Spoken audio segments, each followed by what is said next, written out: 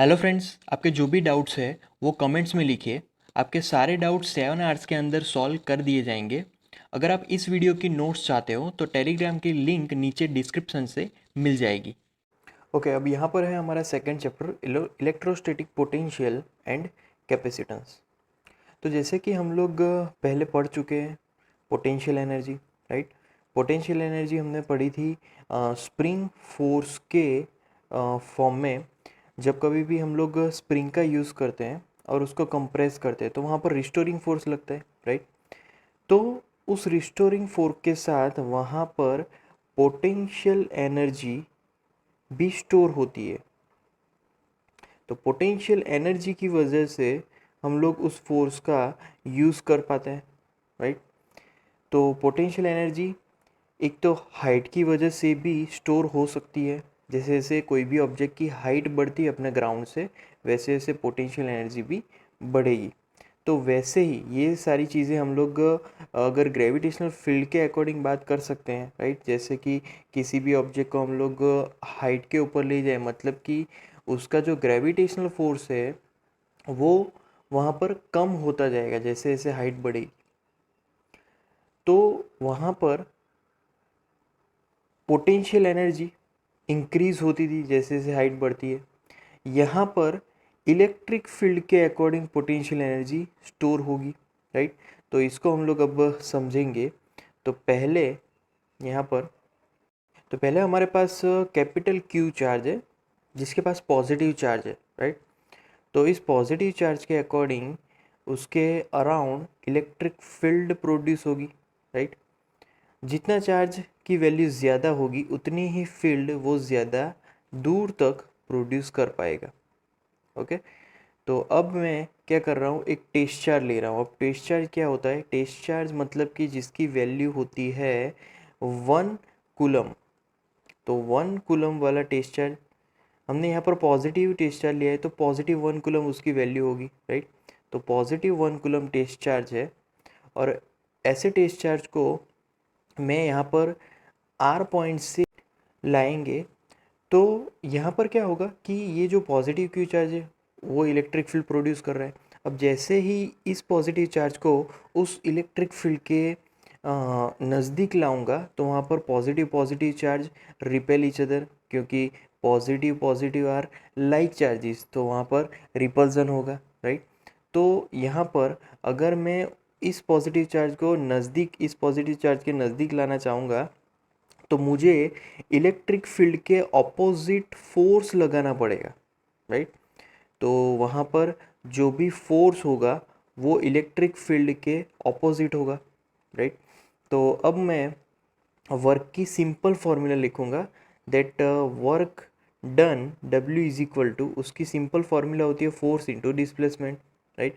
But यहाँ पर situation के हिसाब से इस फॉर्मूला को हम लोग रिफ्रेम करेंगे और W हम लोग चार्ज को R2P ले जा रहे हैं। तो R2P is equal to integration from R2P, right.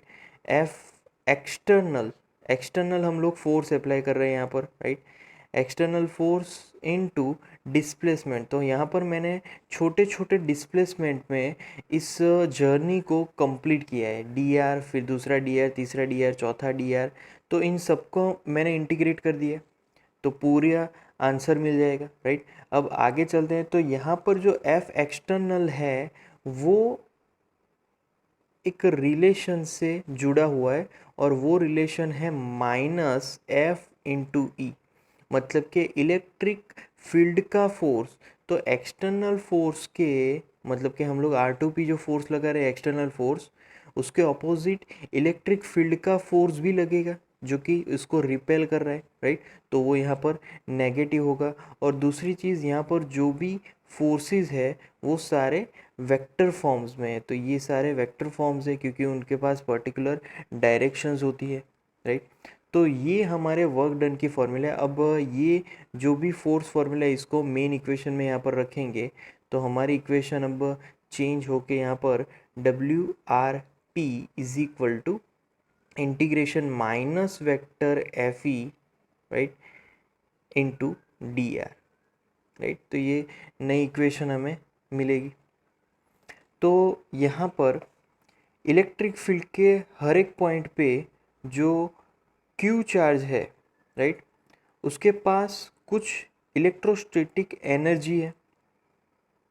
अब इलेक्ट्रोस्टैटिक एनर्जी है तभी वहाँ पर वर्क का भी कॉन्सेप्ट आएगा, क्योंकि वर्क का कॉन्सेप्ट तभी आता है जब वहाँ पर कुछ ना कुछ एनर्जी होती है, राइट। तो वहाँ पर जो भी वर्क हो रहा है वो potential energy, right, potential energy में पोटेंशियल एनर्जी का जो भी डिफरेंस है पी पॉइंट और आर पॉइंट पे, वही उसका वर्क होगा। मैं उसकी यहाँ पर फॉर्मूला लिख रहा हूँ। तो यहाँ पर डेल्टा यू मतलब कि पोटेंशियल एनर्जी की एनर्जी का difference is equal to final position is U P, तो potential energy of P point minus potential energy of R point is equal to W R P, क्योंकि पोटेंशियल एनर्जी का difference यहाँ पर work के form में होगा, right. Okay, मान लीजिए कि यहाँ पर जो भी डिस्प्लेसमेंट हो रहा है, डिस्प्लेसमेंट यहाँ पर R2P हो रहा है, तो R2P डिस्प्लेसमेंट है, राइट। तो इसीलिए यहाँ पर जो भी वर्क डन मिल रहा है, यहाँ पर जो एक्सटर्नल फोर्स के अकॉर्डिंग जो वर्क डन मिला वो पॉजिटिव मिला, बट एफई मतलब कि इलेक्ट्रिक फील्ड के अकॉर्डिंग जो वर्क डन मिल रहा है वो तो नेगेटिव मिल रहा है। क्यों? क्योंकि इलेक्ट्रिक फील्ड इस डायरेक्शन में P2R, बट डिस्प्लेसमेंट हो रहा है R2P, इसीलिए ये नेगेटिव मिल रहा है। तो जब कभी भी यहाँ पर वर्क डन फोर्स के ऑपोजिट होगा तो वर्क डन का आंसर नेगेटिव होगा, तो वहाँ पर हमें नेगेटिव आंसर मिलेगा, राइट।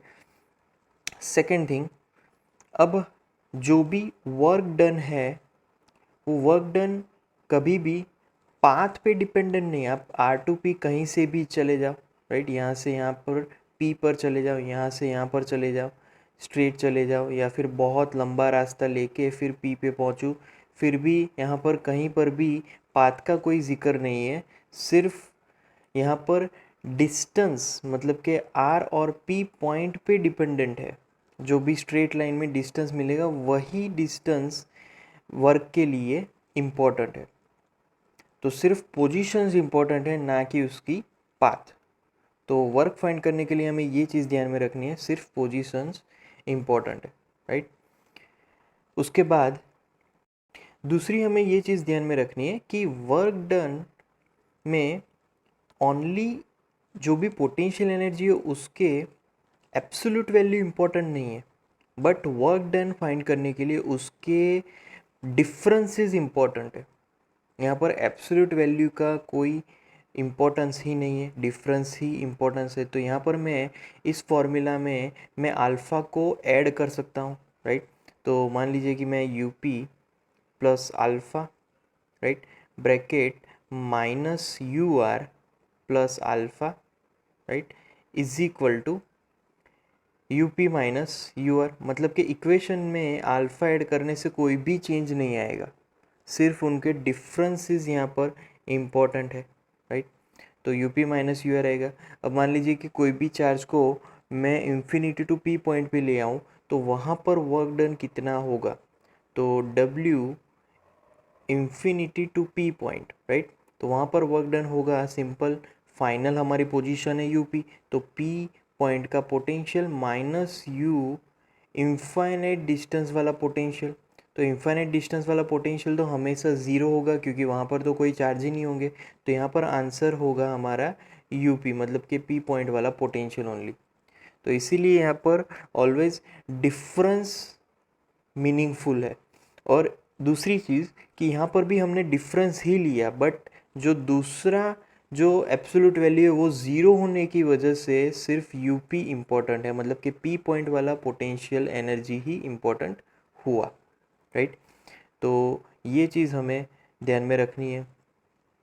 तो यहाँ पर जिस पॉइंट पे हम लोग पोटेंशियल एनर्जी की बात करेंगे वो और कुछ नहीं बट कोई भी चार्ज को इन्फिनिटी पॉइंट से किसी भी पॉइंट पे लाने के लिए जो भी वर्क करवाना पड़ता है वही उसका पोटेंशियल एनर्जी होगा, वही उसका इलेक्ट्रोस्टैटिक पोटेंशियल एनर्जी होगा। फिर से कोई भी चार्ज को इन्फिनिटी टू पी पॉइंट पे लाने के लिए जो भी एक्सटर्नल फोर्स है उसकी वजह से जो भी हम लोग वर्क कर रहे हैं वही उसकी इलेक्ट्रोस्टैटिक पोटेंशियल एनर्जी होगी। ओके, अब हमारा नेक्स्ट टॉपिक है इलेक्ट्रोस्टैटिक पोटेंशियल। तो इलेक्ट्रोस्टैटिक पोटेंशियल समझने के लिए हमने लास्ट टॉपिक में जो भी कॉन्सेप्ट समझा था वर्क के लिए, वो कॉन्सेप्ट हमने क्यू चार्ज के अकॉर्डिंग समझा था। मतलब कि वहाँ पर हमने क्यू चार्ज लिया था, राइट। इलेक्ट्रोस्टैटिक पोटेंशियल को समझने के लिए हम लोग यहाँ पर यूनिट चार्ज लेंगे। मतलब कि जो चार्ज लेंगे उसकी वैल्यू सिर्फ वो 1 कूलम लेंगे, या फिर +1 कूलम या फिर -1 कूलम। तो वहाँ पर जब कभी भी हम लोग अगर पॉजिटिव चार्ज लें तो यहाँ पर हमें एक चीज़ ध्यान में रखनी है, यहाँ पर हमें यूनिट चार्ज लेना है। तो 1 कूलम चार्ज को R2P ले जाना है। पहले हमने क्यू चार्ज को ले गए थे हम लोग, राइट, R2P। अब हम लोग 1 कूलम चार्ज को R2P ले जा रहे हैं। तो 1 कूलम यूनिट पॉजिटिव चार्ज को R2P ले जाने के लिए जो भी एक्सटर्नल फोर्स के द्वारा जो भी वर्क होगा उसकी फॉर्मूला अब मैं लिखूँगा। तो वहाँ पर वर्क की फॉर्मूला होगी W = VP, P पर मिलने वाला पोटेंशियल माइनस R पर मिलने वाला पोटेंशियल। मतलब कि यहाँ पर एक तरीके से final potential minus initial potential, तो इससे वो वर्क डन मिल जाएगा। अब इसी चीज़ को अगर मैं एनर्जी के फॉर्म में लिखूँ, पोटेंशियल एनर्जी के फॉर्म में, तो यहाँ पर आएगा UP - UR अपॉन, अगर क्यू चार्ज है, क्योंकि हम लोग यूनिट चार्ज के बारे में यहाँ पर फाइंड कर रहे हैं, तो अगर हमने क्यू चार्ज लिया तो यूनिट चार्ज को उसमें कन्वर्ट करेंगे तो बाई क्यू कर देना है। तो ये formula as it is simple उसी फॉर्म में रहेगी, राइट। तो VP और VR क्या है? P पॉइंट पे मिलने वाला पोटेंशियल मतलब VP, R पॉइंट पे मिलने वाला पोटेंशियल मतलब VR। अब ये पोटेंशियल कैसे मिलते हैं? तो पोटेंशियल्स, मान लीजिए कि VP अगर मुझे फाइंड करना है तो इन्फिनिटी टू P पॉइंट पे लाने के लिए 1 कूलम चार्ज पे जो भी एक्सटर्नल फोर्स के द्वारा जो भी वर्क करवाएंगे वो हमारा P होगा। फिर और R, व्हाट इज़ VR? तो अगेन इन्फिनिटी पॉइंट से एक पॉजिटिव यूनिट चार्ज को इन्फिनिटी टू R पॉइंट पे लाने के लिए एक्सटर्नल फोर्स के द्वारा जो भी वर्क करवाएंगे दैट इज़ VR, राइट। तो सिंपल ये है VP - VR। तो यहाँ पर 1 कूलम चार्ज को इन्फिनिटी टू P पॉइंट पे लाने के लिए एक्सटर्नल फोर्स के द्वारा, राइट, किए जाने वाले वर्क को, एक्सटर्नल फोर्स द्वारा किए जाने वाले वर्क को हम लोग बोलेंगे उस पॉइंट पे मिलने वाला पोटेंशियल। यहाँ पर हम सेम चीज़ नेगेटिव चार्ज के लिए भी ले सकते हैं, तो वहाँ पर वर्क डन नेगेटिव आएगा।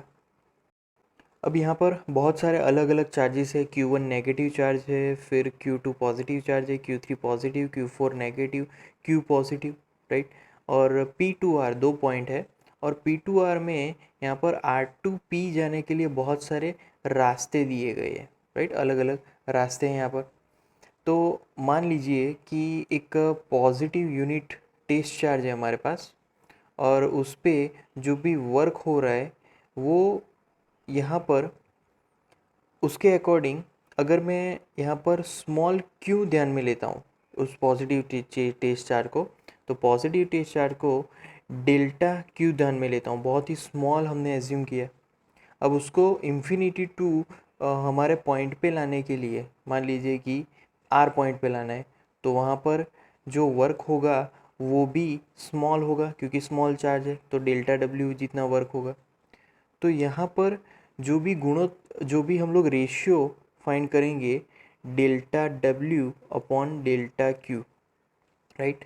तो ये रेशियो क्या सिग्निफाई करेगा, राइट।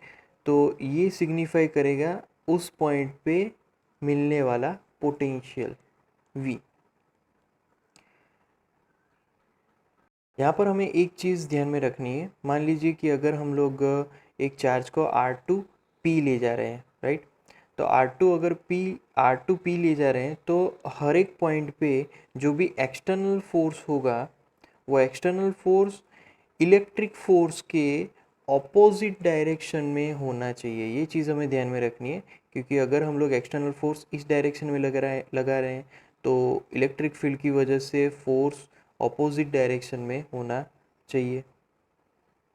तो यहाँ पर पोटेंशियल डिफरेंस के बारे में एक चीज़ आपको ध्यान में रखनी है कि आप कोई भी पाथ ले लो R2P का, R2P का कोई भी पाथ ले लो, बट हर एक जगह पर आपको पोटेंशियल डिफरेंस या फिर वर्क सेम ही मिलेगा, क्योंकि ना तो पोटेंशियल डिफरेंस और ना ही वर्क पाथ पे डिपेंड करता है, वो तो सिर्फ पोजीशंस पे डिपेंड करेगा।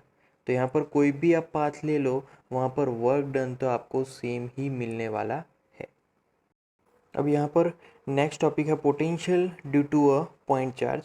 तो यहाँ पर हमारे पास एक पॉजिटिव क्यू चार्ज है जिसकी जो वैल्यू है वो 1 से ज़्यादा है, तो इसीलिए उसके अराउंड इलेक्ट्रिक फील्ड भी प्रोड्यूस होगा, राइट। दूसरा एक हमारे पास यूनिट पॉजिटिव चार्ज है जो कि टेस्ट चार्ज है पी डैश पॉइंट पे।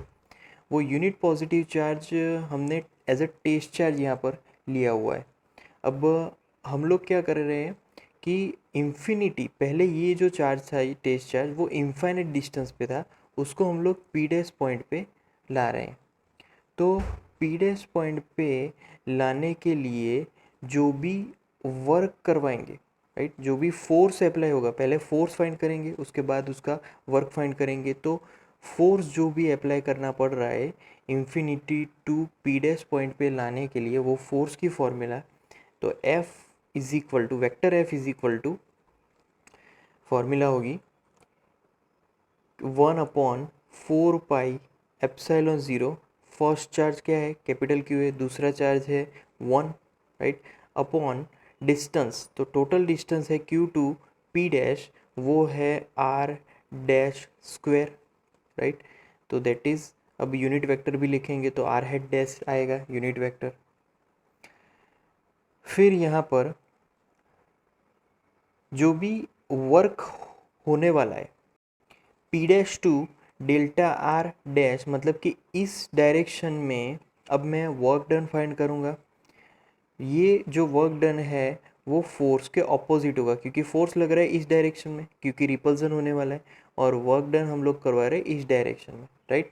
तो यहाँ पर फॉर्मूला होगी, तो delta W is equal to negative work, क्योंकि फोर्स ऑपोजिट है, Q upon 4 pi epsilon 0 into R dash square, इतना फोर्स लग रहा था, इंटू डिस्प्लेसमेंट, क्योंकि वर्क डन की फॉर्मूला ये है फोर्स इंटू डिस्प्लेसमेंट, तो डिस्प्लेसमेंट है डेल्टा आर डैश, राइट।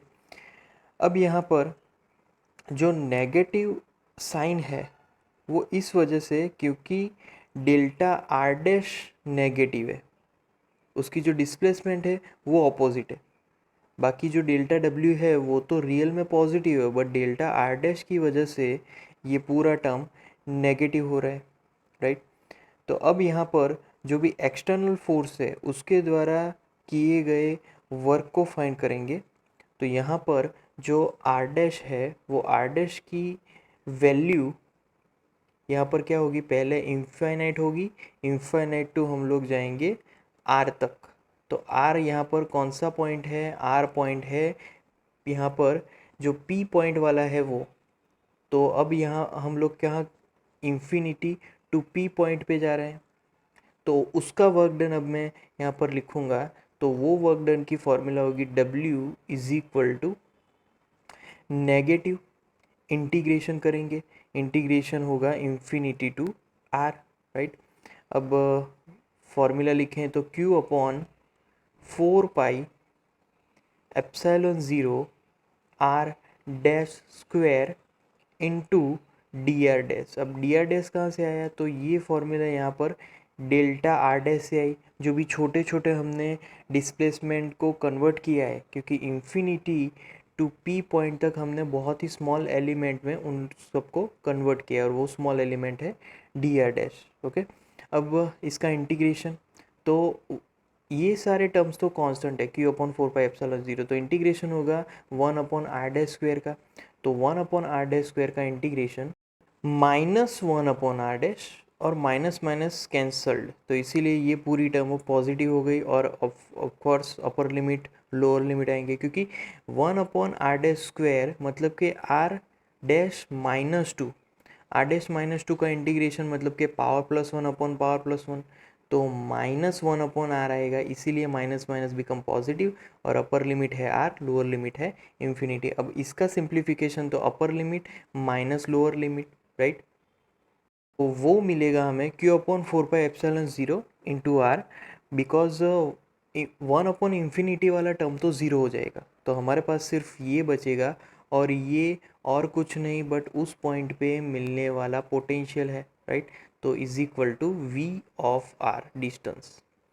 तो क्योंकि हम लोग टेस्ट चार्ज को इन्फिनिटी से पी पॉइंट ले गए और उसका इंटीग्रेशन किया ना इन्फिनिटी टू पी पॉइंट, तो वो जो आंसर आया वो उस पॉइंट पे मिलने वाला पोटेंशियल है, राइट। ओके, नेक्स्ट में यहाँ पर ग्राफ दिया गया है ई और वी, राइट। ई और वी वर्सेस जो आर का ग्राफ है, मतलब कि डिस्टेंस के अकॉर्डिंग इलेक्ट्रिक फील्ड और ये पोटेंशियल कैसे चेंज होते हैं, यहाँ पर उसका ग्राफ दिया गया है। तो यहाँ पर हमने जो भी इक्वेशन लिया था, उस इक्वेशन में जो हमारा चार्ज था वो पॉजिटिव था, राइट। तो पॉजिटिव था, उसके लिए हमारे पास जो भी साइन मिला था आंसर में पोटेंशियल का, वो यहाँ पर v ग्रेटर देन ज़ीरो मिला था, वो भी पॉजिटिव मिला था। बट मान लीजिए कि अगर मैं चार्ज वो जो कैपिटल क्यू चार्ज है वो नेगेटिव ले रहा हूँ, मतलब कि ये हमारा सोर्स चार्ज था, उसको अगर मैं नेगेटिव लूँगा तो मुझे पोटेंशियल भी ऑटोमेटिकली नेगेटिव मिलेगा। क्यों? क्योंकि अगर मैंने यहाँ पर आगे नेगेटिव चार्ज जो लिया था, राइट, उसके पॉजिटिव चार्ज जो लिया था उसकी जगह नेगेटिव चार्ज लूँगा और पॉजिटिव 1 कूलम को मैं उसके नज़दीक लाऊंगा, तो यहाँ पर इस डायरेक्शन में फोर्स लगाएंगे, राइट। तो यहाँ पर अब क्या होगा कि ये पॉजिटिव है और ये नेगेटिव है, दोनों अट्रैक्ट होंगे, तो जो फोर्स की डायरेक्शन है वो तो अपोजिट हो गई, तो इसीलिए वहाँ पर जो वर्क अगर मैं अब फाइंड करूँगा तो वो नेगेटिव मिलेगा, राइट। तो वर्क यहाँ पर नेगेटिव मिलेगा। तो इसीलिए हमने पहले जो कॉन्सेप्ट सोचा था दोनों ही पॉजिटिव चार्ज, तो तब वहाँ पर जो वर्क मिल रहा था वो पॉजिटिव मिल रहा था।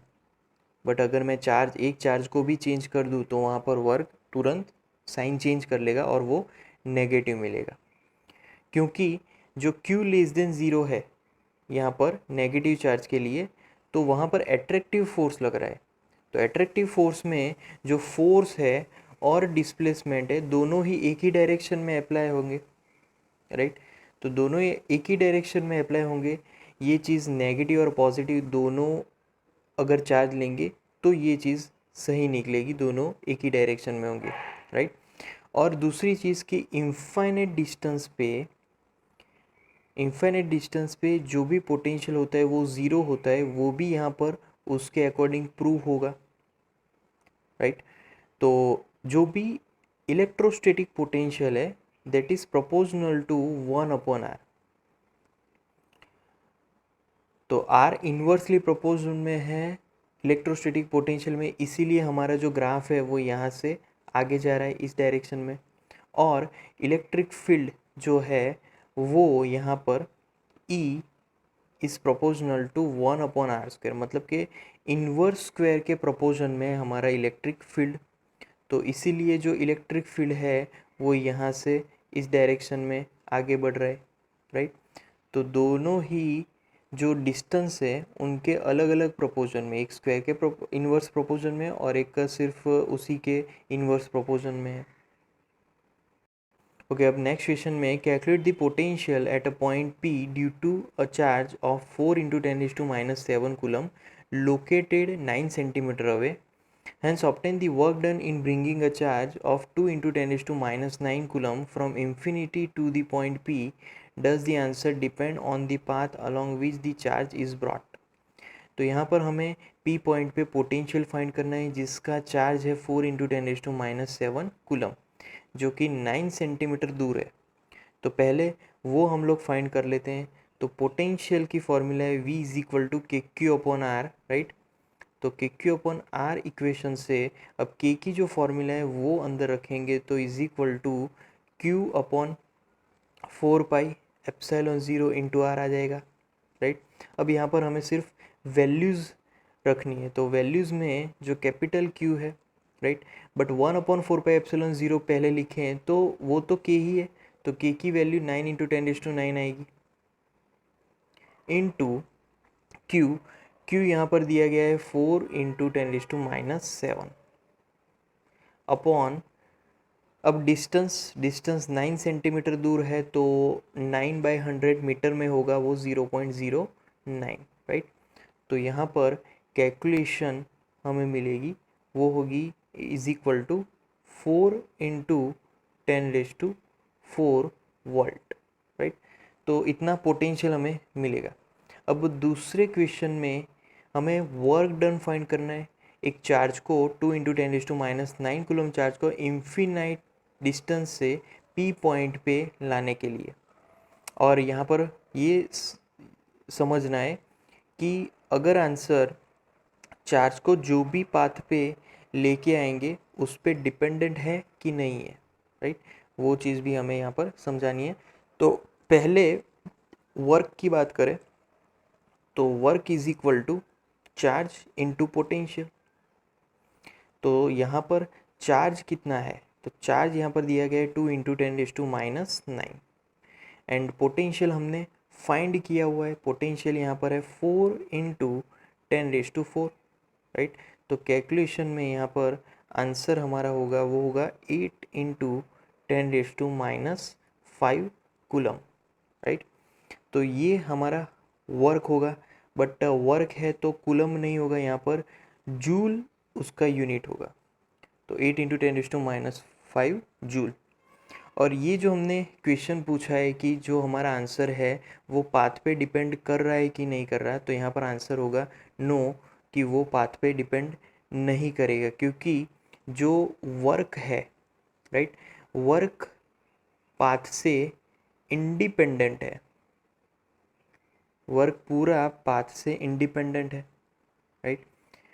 तो यहाँ पर हम लोग एक आर्बिट्ररी एक स्मॉल पाथ ले, राइट, उसको उस दोनों पाथ को अगर परपेंडिकुलरली हम लोग डिस्प्लेसमेंट में अगर डिस्ट्रीब्यूट करें तो एक जो पाथ होगा वो आर के पैरेलल होगा और दूसरा जो पाथ होगा वो आर के परपेंडिकुलर होगा, क्योंकि दोनों एक दूसरे के परपेंडिकुलर थे। तो इसमें से जो आर के परपेंडिकुलर है वहाँ पर जो वर्क होगा वो ज़ीरो हो जाएगा। क्यों? क्योंकि यहाँ पर जो वर्क की फॉर्मूला है वो क्या होती है, F into R cos theta, और थीटा की वैल्यू 90 डिग्री, क्योंकि आर परपेंडिकुलर है तो डब्ल्यू इज इक्वल टू वहाँ पर तो ज़ीरो होगा, राइट। इसीलिए यहाँ पर जो वर्क होता है वो पाथ से टोटली इंडिपेंडेंट होता है। नेक्स्ट टॉपिक में potential due to an electric dipole. तो हम लोग जानते हैं इलेक्ट्रिक डायपोल किससे बना है, एक नेगेटिव चार्ज एक पॉजिटिव चार्ज, दोनों के बीच का डिस्टेंस होता है 2a जितना, राइट। तो ये बन जाए इलेक्ट्रिक डायपोल। अब इलेक्ट्रिक डायपोल है तो उसके पास पॉजिटिव चार्ज भी है नेगेटिव चार्ज भी है, तो उन दोनों चार्ज के अकॉर्डिंग हमें पोटेंशियल भी मिल सकता है, क्योंकि पोटेंशियल हर एक चार्ज का अलग अलग होता है, वो चार्ज पे डिपेंडेंट है और डिस्टेंस पे डिपेंडेंट। तो यहाँ पर हम लोग अभी समझेंगे कि इलेक्ट्रिक डायपोल से पोटेंशियल कैसा मिलेगा। तो अब सिचुएशन पहले समझ लेते हैं। यहाँ पर पॉजिटिव क्यू चार्ज, यहाँ पर नेगेटिव क्यू चार्ज, तो ये बन गया इलेक्ट्रिक डायपोल, राइट। दोनों के बीच का डिस्टेंस टोटल 2a, और इलेक्ट्रिक डायपोल उसकी डायरेक्शन होती है नेगेटिव टू पॉजिटिव, तो यहाँ पर उसकी डायरेक्शन भी रिप्रेजेंट की है और डिस्टेंस है 2a जितना, ओके। अब यहाँ पर Q2 P पॉइंट पे हमें इलेक्ट्रिक पोटेंशियल फाइंड करना है, -Q2 P पॉइंट पे इलेक्ट्रिक पोटेंशियल, तो ओवरऑल हमें P पॉइंट पे इलेक्ट्रिक पोटेंशियल फाइंड आउट करना है, ओके। डायपोल के मिड पॉइंट से P पॉइंट का डिस्टेंस है r जितना, ओके। और यहाँ पर जो एंगल बन रहा है वो है थीटा। यहाँ पर भी हम लोग थीटा एज्यूम कर सकते हैं क्योंकि ये जो डिस्टेंस है पी पॉइंट वाला, ये डिस्टेंस बहुत ही दूर है, तो वहाँ पर भी हम लोग एज्यूम कर सकते हैं। ओके, अब यहाँ पर मैं टोटल पोटेंशियल फाइंड आउट करूँगा पी पॉइंट पे। तो टोटल पोटेंशियल की formula V is equal to, पहले पॉजिटिव चार्ज के कारण मिलने वाला पोटेंशियल तो के क्यू अपॉन R1, और फिर नेगेटिव चार्ज के कारण मिलने वाला पोटेंशियल के क्यू अपॉन R2, क्योंकि वो नेगेटिव चार्ज है, राइट। अब यहाँ पर जो भी k है, के क्यू दोनों ही सेम वैल्यू है, तो हम लोग उसको कॉमन कर सकते हैं। तो के की जो फॉर्मूला होती है वो होती है 4 पाई एप्सिलॉन 0, तो 4 pi epsilon 0, right, into bracket 1/R1 minus 1/R2, right. तो ये पोटेंशियल की फॉर्मूला होगी वहाँ पर। ओके, अब जो R1 है, R1 की मैं यहाँ पर फॉर्मूला लिखूँगा, तो R1 की फॉर्मूला यहाँ पर होगी R1 स्क्वायर, राइट। तो R1 square is equal to, तो यहाँ पर दो साइड्स को हम लोग ध्यान में लेंगे, एक तो R और A, तो उससे यहाँ पर फॉर्मूला हमें मिलेगी, वो होगी R square plus A square, right, minus 2AR cos theta, right. तो ये फॉर्मूला होगी। अब सिमिलरली R2 स्क्वायर भी वैसे ही फॉर्मूला देगा, R2 square is equal to R square, right. उसके बाद होगा प्लस A स्क्वायर, फिर plus 2AR cos theta, right. अब हम लोग क्या करेंगे कि पूरी इक्वेशन जो राइट हैंड साइड है उसमें से R स्क्वायर को कॉमन करेंगे। तो R स्क्वायर को अब कॉमन करेंगे पहली इक्वेशन में से, तो R1 square is equal to R square common, तो अब क्या बचेगा ब्रैकेट में 1 plus A square upon R square, right, minus 2A, एक आर कैंसिल कर देते हैं तो नीचे सिर्फ एक आर बचेगा, राइट, तो नीचे सिर्फ R। वैसे ही R2 स्क्वायर भी मिलेगा, तो R2 square is equal to R square common 1 plus A square upon R square plus 2, एक आर अगेन कैंसिल हुआ तो यहाँ पर R नहीं लिखेंगे, डायरेक्ट कॉस थीटा लिखेंगे, तो नीचे सिर्फ एक आर बचेगा, तो अपॉन R, राइट। तो ये इक्वेशन मिलेगी। अब यहाँ पर जो A square upon R square है, राइट, तो A स्क्वायर तो पहले से ही छोटी वैल्यू थी, उसका भी स्क्वायर और छोटा होगा, और उसको अगर बड़ी वैल्यू से अगर मैं डिवाइड करूँ, बड़ी वैल्यू यहाँ पर क्या है, R स्क्वायर है, R स्क्वायर है, राइट, उससे डिवाइड करूँ तो वो टर्म बहुत ही छोटी हो जाएगी, इतनी छोटी हो जाएगी कि हम लोग उसको वहाँ पर नेगलेक्ट कर सकते हैं। तो सेकेंड टर्म दोनों में ही नेगलेक्ट हो जाएगी, राइट। तो हम लोग इसी टर्म के साथ अब आगे बढ़ेंगे 1, एंड ये लास्ट टर्म, यहाँ पर भी 1 और ये लास्ट टर्म, राइट, उसी टर्म के साथ हम लोग अब आगे बढ़ेंगे। तो यहाँ पर अब नई इक्वेशंस लिखेंगे। तो अब R1 स्क्वायर हमें मिलेगा R square bracket 1 minus 2A cos theta upon R, और R2 स्क्वायर मिलेगा is equal to R square 1 plus 2A cos theta upon R। तो हमारे पास ये दोनों ही इक्वेशन मिलेगी, R1 स्क्वायर और R2 स्क्वायर, राइट। इसको अब हम लोग सिंप्लीफाई करेंगे, तो उसमें यहाँ पर हम लोग उसका रेसिप्रोकल लेंगे। तो स्क्वायर रूट और रेसिप्रोकल लेंगे तो हमारी नई इक्वेशन बनेगी 1/R1 is equal to 1/R, और ये पूरा ब्रैकेट अंडर रूट चला जाएगा, और ये पूरा ब्रैकेट डिनोमिनेटर में भी है। वैसे ही 1/R2 करेंगे, तो वैसे ही 1/R2 भी मिलेगा is equal to 1/R bracket 1 plus 2A cos theta upon R raise to -1/2। क्या किया हमने, एक तो स्क्वायर रूट किया और उसका रेसिप्रोकल ले लिया। तो अब यहाँ पर पोलिनोमियल इक्वेशन के अकॉर्डिंग ये जो भी पावर्स है वो सेकेंड टर्म में मल्टीप्लिकेशन में चले जाएंगे। तो सेकंड टर्म में मल्टीप्लिकेशन में चले जाएंगे और फिर आगे भी टर्म्स होंगे, बट थर्ड टर्म से हम लोग उन सारे टर्म्स को नेगलेक्ट कर देंगे।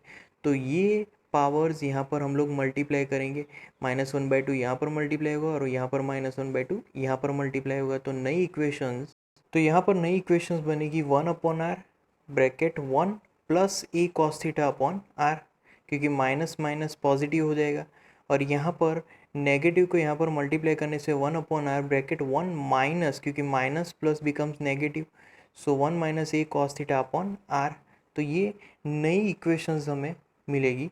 अब ये 1/r1 और 1/r2 दोनों की ही ये जो इक्वेशंस है वो हम लोग मेन इक्वेशंस में रखेंगे, मतलब कि यहाँ पर, राइट।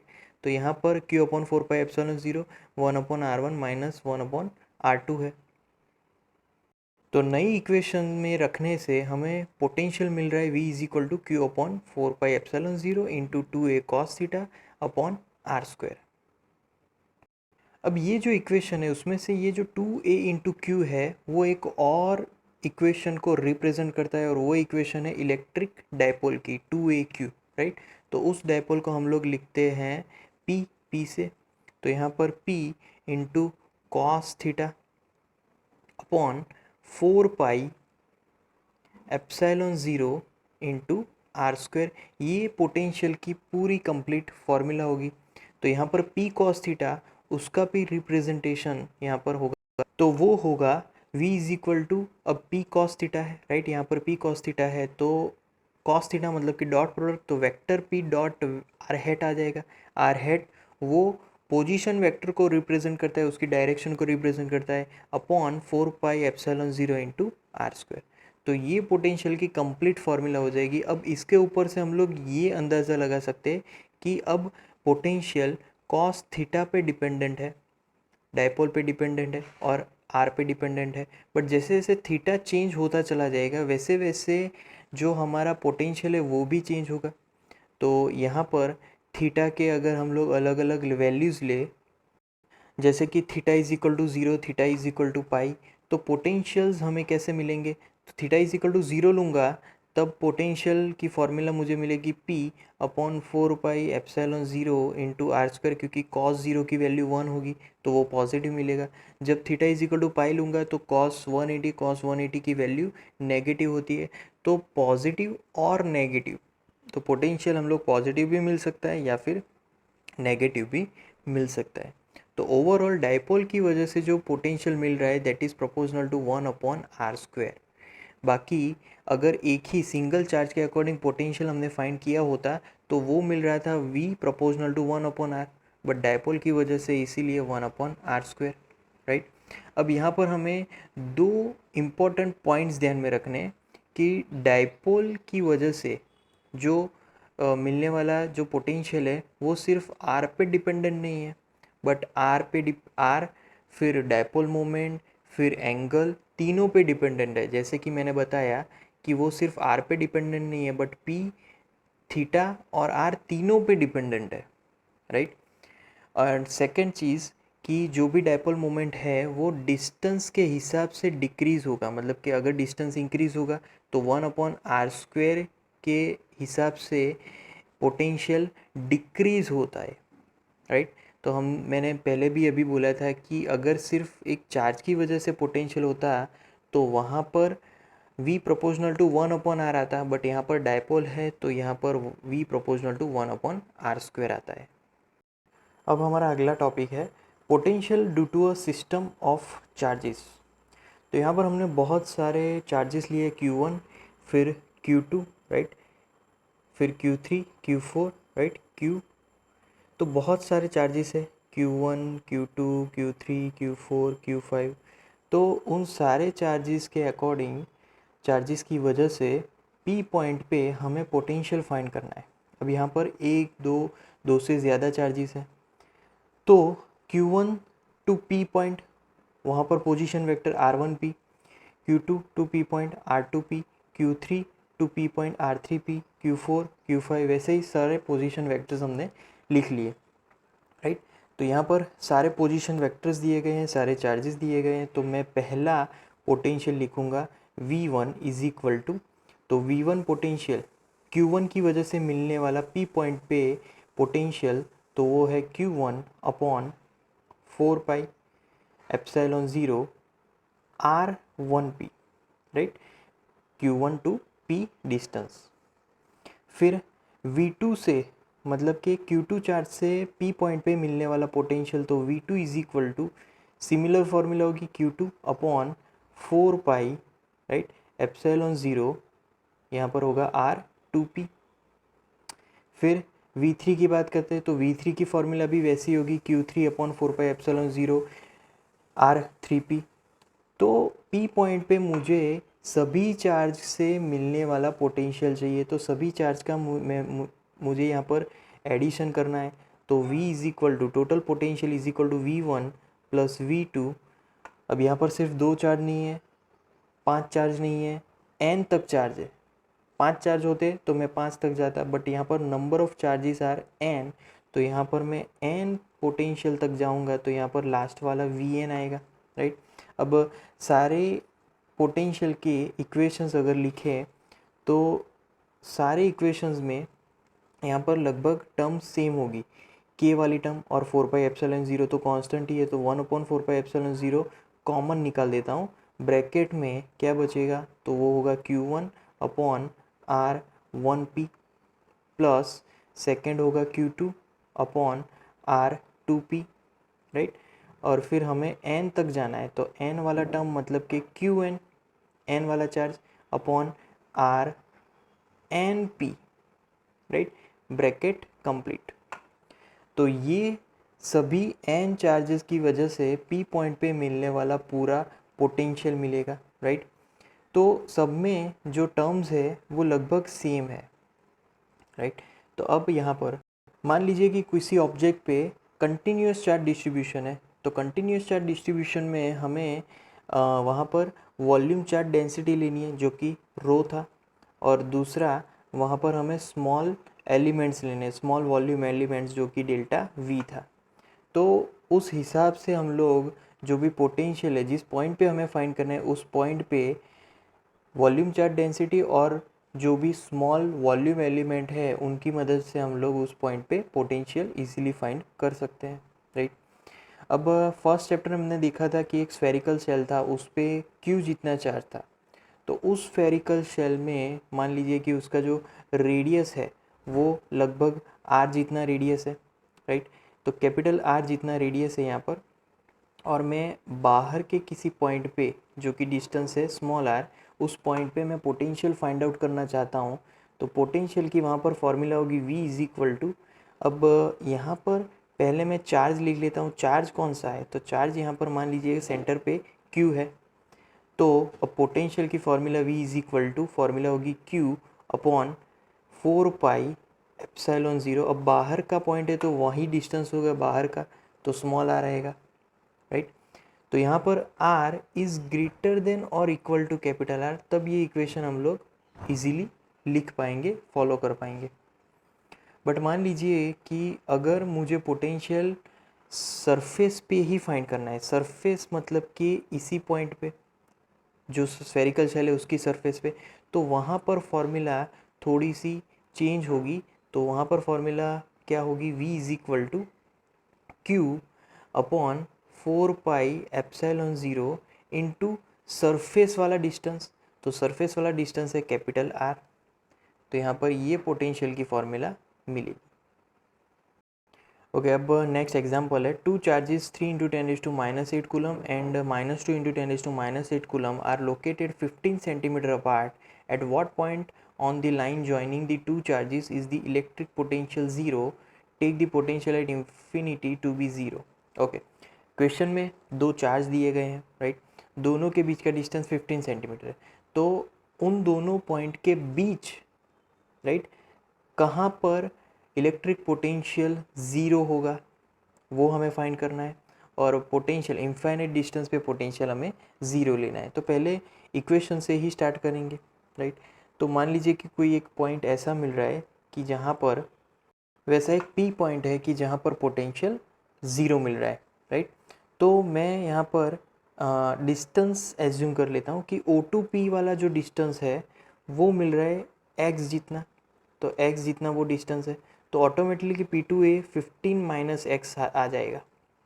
अब मैं पोटेंशियल्स लिखूँगा, पहला potential due to O on P, दूसरा potential due to A on P। Okay, तो फर्स्ट पोटेंशियल फार्मूला, तो due to O on P, तो वहाँ पर होगा Q की वैल्यू है 3 इंटू 10⁻⁸ अपॉन डिस्टेंस कितना है, तो डिस्टेंस है x, वो सेंटीमीटर में होगा तो मीटर में कन्वर्ट करेंगे 10⁻², राइट।